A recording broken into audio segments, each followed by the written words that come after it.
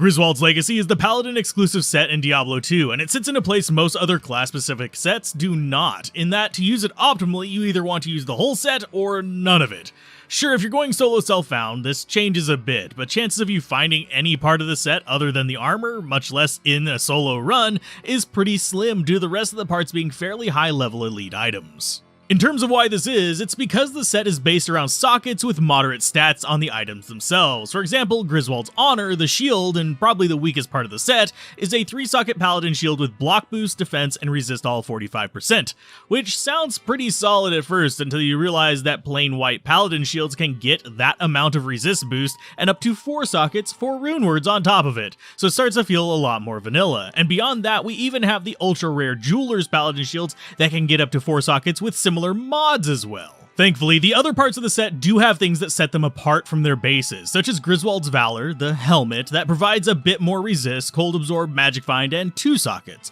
along with a bit of a defense boost as well as thankfully reduced strength requirements because coronas are pretty hefty in the strength department. The helmet also thankfully has a partial set bonus that boosts your offensive auras, which combined with the full set bonuses is not a bad boost to your Paladin's effectiveness, and can even save you some points and investments in your build if you use things that have hard caps like Conviction. Down to Griswold's Heart, the armor, we have a few nice to haves, though this time without any partial set bonuses. The extra defense aura buff isn't quite as good as offensive auras or combat skills, but still better than a stick in the eye, and as far as the defense, it's brought up to a bit under 1,000 with the perks when you leave it exceptional, and we also get both the strength boost as well as a requirement reduction on the armor to kind of keep things in check and letting us invest a little less to reach our shield. With 3 sockets, this can't quite beat out a Jeweler's armor by itself, but it's still a fairly decent and a bit easier to find option for that kind of effect. And as far as the strength on upgrading it, just don't. It gets really nasty. Now on the weapon, Griswold's Redemption, it's a toss-up as to whether this or the shield is the biggest pain in the butt to find,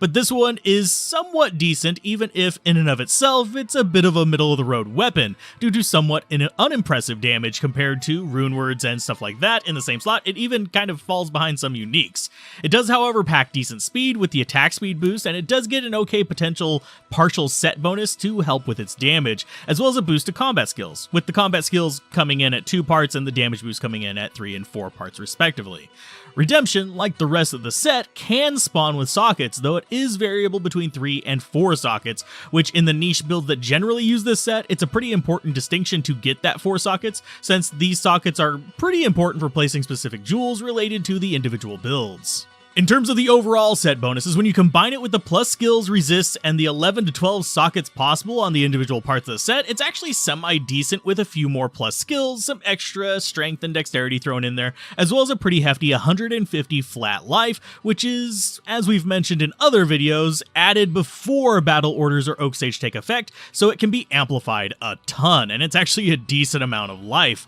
We also do have that 50% resist all tacked on for a bit more tankiness, which is pretty good as far as full sets go. In short, as an overall set, Griswold's comes in at an odd place where it's fairly strong for a few builds, but never really best in slot. Think of it as always winning 3rd or 4th place in every competition you're part of. This is mostly because its parts are good, but not godly, and only really brought up to snuff by what you put into the massive number of sockets available to you with the set, which means you not only need to collect the set, but also multiple instances of what you want to put in it, such as rainbow facets or damage jewels, which can get pretty expensive and time-consuming for, at best, a 2nd place pick. So what do you think of Griswold's Legacy? Does it need some boosts, or can it be taken from runner-up to contender just by introducing some new jewels to the game for interesting perks? Mention it down below, and as always, keep gaming, have fun, and peace out. This has been Alzorath. Bye.